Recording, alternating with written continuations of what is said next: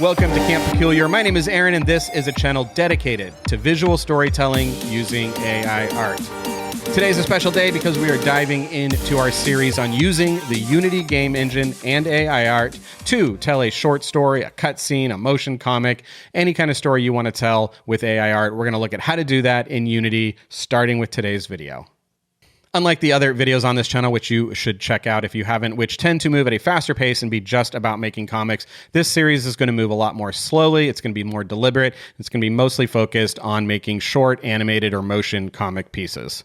Two really quick notes on using the Unity game engine for cinematic storytelling type stuff. One is that we're not making a game. A game, you're trying to get it to run at 60 frames per second or faster on a lot of different machinery or devices, and so efficiency and scale and all that stuff is super important. We're just trying to get a finished video clip out of Unity, so I don't really care about frame rate and I don't optimize things at all. Two, if you want to code or know how to code, there's certainly opportunities to use that to make things better or to automate parts of the process. But this is going to be a no code. We're just pressing buttons, and I'm going to do the best job that I can to tell you what the buttons do. This is video one. You can check out the playlist that I created that's going to have all the videos in this series in it. Now, I know some of you out there are thinking, like, I don't want to watch a whole series. I just want to start making stuff today. Why can't you just tell me everything I need to know right now? I get it. It's a fair point. I am going slower on this series because we are moving from a 2D, non-moving environment with a few buttons into a 3D, everything's moving, lots of buttons environment. And in my school of thought on teaching, the more buttons in the software, the slower you go when explaining it. But I will give you a complete rundown of the entire workflow with all the keywords, all the words you would need to know in your head to research it on your own. So if you're sort of a get it done, just I'm going to figure it out on my own type of person, I will give you my entire workflow right now. It's about 21 items. Don't get scared if you're like, I'm not a learn on my own person. I'm into the series thing. That's okay. We're going to go over all of this in detail and slowly. But for those of you that just want to search and get it done, here's my entire workflow as I touch my mouse and scroll up on my notes. Items 1, 2, 3, and 4 you can handle on your own. That's the story, the art, thumbnailing out the scenes, how it's going to move, like just understanding what it is you're going to do, the art that you're going to need and all that. That's steps 1 through 3. Step 4 for me is prepping that work in Photoshop, which we're going to actually do in this video. 5 is you're going to create a new 2D core project in Unity. 6 and 7, these go together. You're going to install the Cinemachine package from the package manager and the recorder package that is made by Unity Technologies from the package manager as well. So you'll need Cinemachine and the recorder. Working off of your story or your thumbnails, it's time to bring in the artwork. I would start with the characters first. So that's number 8. Bring in all of your characters, rig them up, and create animation clips for all of them. Number 9, you're going to set up all your scenes, all the locations, all the sets. You can set those up in just one scene in Unity and have them just in different parts of the world because we're going to set up cameras here in just a second to go to those different locations anyway. So you can set up all your locations just in one scene. So 10 and 11, you are going to create your virtual cameras. That's step 10, create as many virtual cameras you need. Step 11, if you need to create Dolly tracks or any kind of tracks that create complicated or specific movements, you can do that now. Then you have all your scenes set up, you have all your characters set up, and you have all your cameras set up. Now you can go ahead and step 12, I believe we're on. You can add any particle effects or special effects. And the only reason I'm telling you to add those now is so you can make sure they look okay in the cameras that you just set up. Then I would go ahead and turn those off and wait till rendering to turn them back on again. Step 13, if you need any lights or shadows or light baking or you're doing anything complicated there, you want to set that up now. Step 14, add a sequence window or a timeline window to Unity. 15, go ahead and create a new timeline and save that somewhere inside of your assets folder. 16, you're going to need to create a new Cinemachine sequence, and then you can add your cameras to the timeline, switching between all the cuts that you have from your thing. Then you're going to scrub back and forth and play a bunch and get everything set up just right and make sure all the animations are happening when you want. The next thing you need to do is add a recorder track to your Cinemachine sequence timeline, and then select that recorder track, add a new clip to it, and then you can adjust the output settings from there. The last thing you're going to kind of do in Unity is hit play, which is then going to go ahead and export whatever you had set up in Unity. And the last step is to take that into Premiere, add sound effects. If you didn't add sound effects in Unity, which you can, but I add mine in Premiere, you're going to take all your footage from Unity into Premiere, do sound effects, final color grading, all that kind of stuff. And you're done. That is the whole process in a nutshell. If you want to stop watching now, totally okay with me. Just like and subscribe before you go. And that brings us to our goal for today, is to get a scene set up in Unity with 2 assets on the stage. And those 2 assets are going to be set up in 2 different ways, and it's really important that you understand the difference between those 2 ways. So first things first, you're going to need to download and install Unity if you don't already have it. It is free for personal use, and there are a million videos on YouTube on how to download and install Unity. Once you get Unity downloaded and installed, you actually probably don't have Unity. What you have is the Unity Hub, and it's important to understand that Unity comes with 2 pieces of software. One is called the Hub, and the other is called the Editor. When people talk about Unity, they're talking about the Editor. The Editor is where you actually make your game or your movie or whatever. The Hub is where you launch a project from. Why the need for 2 pieces of software? The reason the Hub exists is so that you can have multiple versions of the Editor installed on your machine and projects that all use different versions of the Unity Editor, or what people just call Unity. The reason why that's important is because game projects take a really long time to develop, 1, 2, 4, 5 years. It wouldn't be uncommon in the game world to be working on a project for 2, 3, 4 years. And during that time, lots of different versions or updates to Unity could come out. And those updates might break something that you have, hard-coded into your game, or they might fix something that you've already fixed yourself in there. So generally speaking, what developers do is they stick with a version of Unity all the way through a production cycle. But you might want to start a new project while you have a 2 or 3 year project going on. And so you could do that in the most current version at the time that you start that project. So the Hub lets you have multiple Unity projects, and each of those projects attached to a different version of the Unity editor.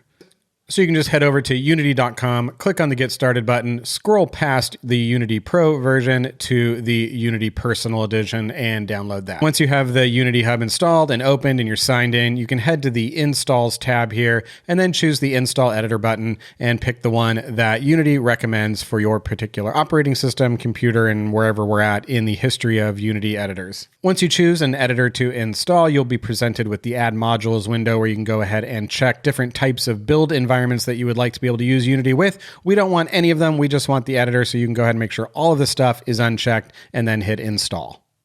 But before we create that new project, let's get some art going. I'm going to generate some art really quickly, and it's helpful in a motion or a cinematic project in Unity to have your artwork separated or have it be on a transparent layer. So I'm going to generate some stuff in MidJourney and then separate it in Photoshop and then save that out. Something between 1,000 pixels and 2,000 pixels is fine for each piece of art. If you want to go a little bit larger, that's fine. A little bit smaller is okay too. So we generated some hot air balloons and a couple of cloud or a cloud character, and all I'm going to do is take that artwork into Photoshop and get that cloud on its own layer.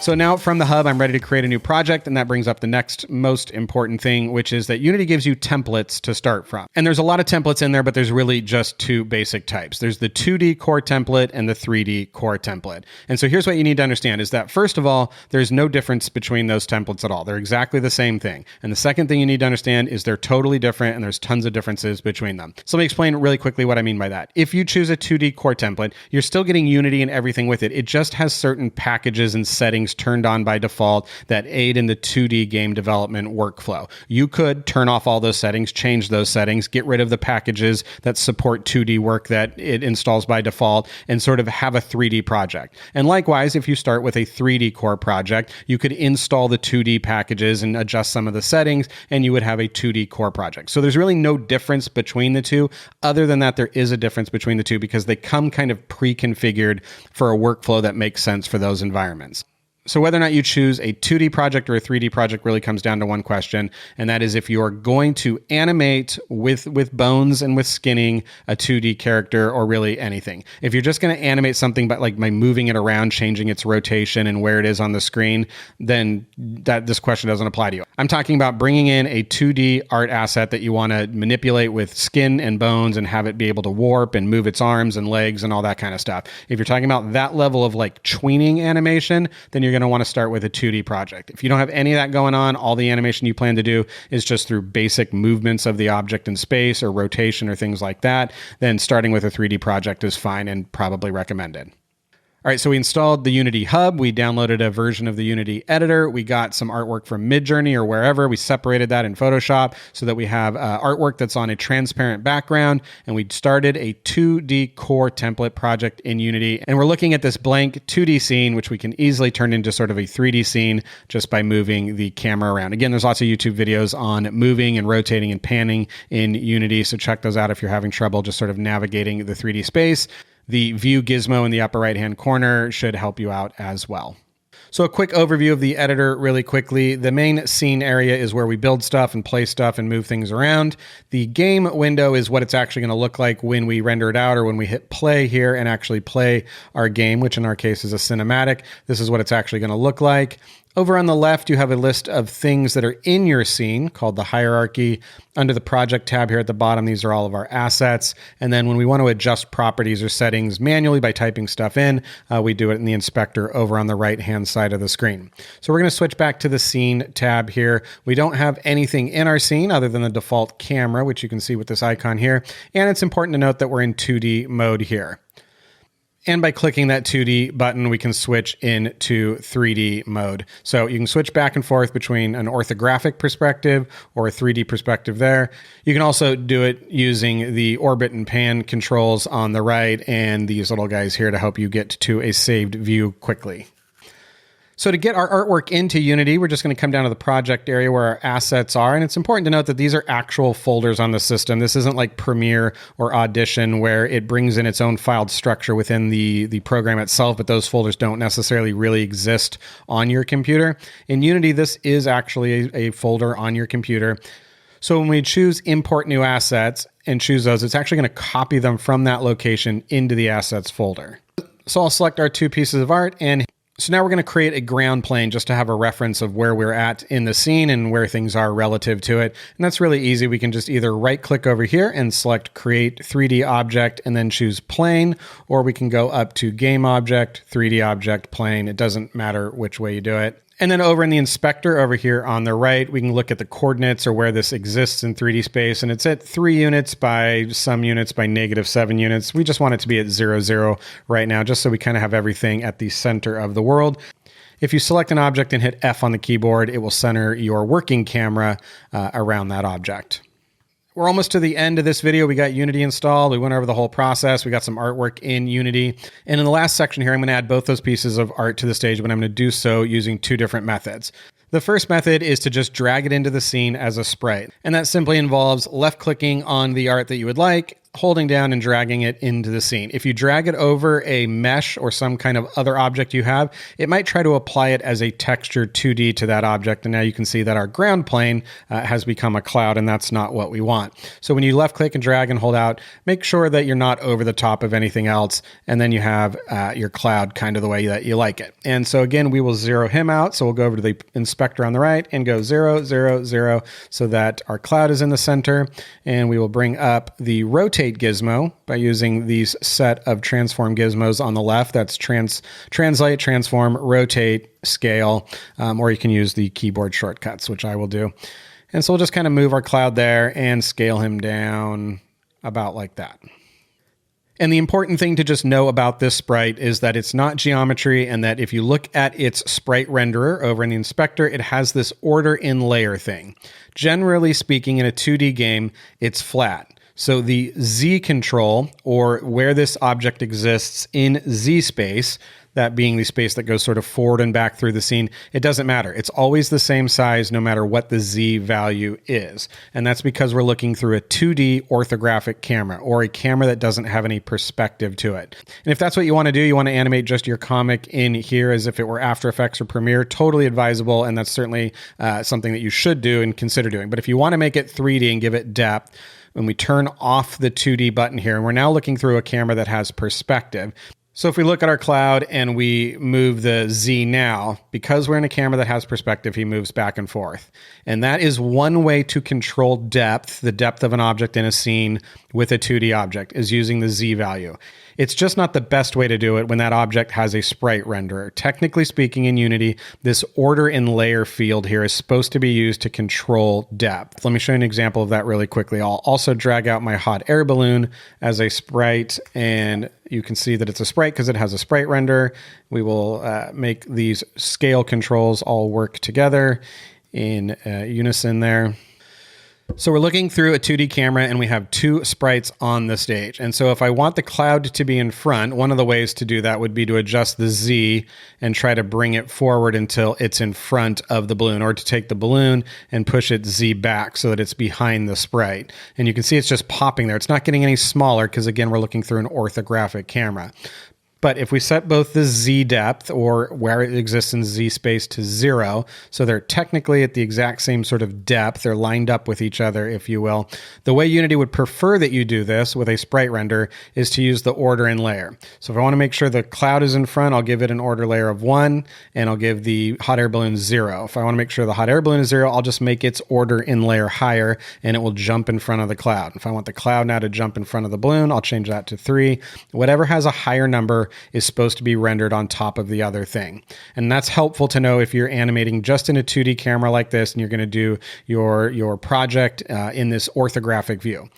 And I only tell you all that because sometimes when you're animating in 3D or creating a motion project in 3D with sprites, which are very easy to put on the stage, Unity gets confused as to whether or not it's supposed to be using the order in layer or the Z position to render something in front. And so sometimes they will clip in certain angles. Something that is technically supposed to be behind will pop in front because of its order layer. So it's just something to be aware of. The way to fix all of that is to put these assets on the stage in a way that does not use the sprite renderer and therefore only uses the Z position to control where it is. And that's what we'll do with the hot air balloon. So we'll keep Mr. Cloud Guy here at 0, 0, 0. So the way I do it takes a few extra steps, but it does sort out having a 2D object in a 3D space and not having sort of different depth settings competing with each other. So I'll move the Cloud Guy over here. And what I do is start with a plane, just like the ground plane. In fact, we could duplicate the ground plane if we wanted, but we'll go to Game Object, 3D Object, and choose a plane. And now this time when we drag out our sprite onto the stage, we do want to put it over the top of something so that it becomes a texture for that. And then let's rotate it so that it looks correct in the scene. And that will be 90. And these planes in Unity are not two-sided, so we're looking at the back of it and therefore don't see any of it. And we'll spin it around, and now we're looking at the So all we needed to do was just rotate it to 90 degrees and 180 degrees so that we made sure that we were looking at the front of the plane, not the back of the plane. The other thing you might notice is that it has turned our image into a square. So if you save your objects as squares in Photoshop, sometimes that can help. Or you can just manually adjust the scale until it looks right, and we will go with that. Next thing you'll notice is that unlike the sprite, which is perfectly illuminated and has transparency, everything like that, the hot air balloon does it. And this is where the extra steps come in. The next thing we need to do is you can see a new folder was actually created when we applied this image to a plane. That folder is called Materials, and inside it you will see our hot air. That material cloud is when I accidentally dragged it on top of that ground plane. That's when that was created. This hot air balloon one was created when I dragged the hot air balloon image onto the plane that we rotated. So in order to get the hot air balloon to become transparent with it selected, over in the top we're going to change it from opaque to cutout. And other than being a little bit dark, the hot air balloon is now in the scene properly. So to fix the darkness, that's because this is now sort of a 3D object or a mesh object in a scene that has no lights. So we can go Game Object and then Lights, and then we can create a directional light.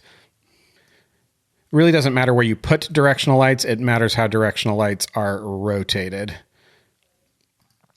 That rotation of this directional light will also control where the shadows hit if these were closer to the ground. Let me show you how that works now. If I just move, let's focus in on the hot air balloon. If I move the hot air balloon towards the ground, you can see we get a shadow there.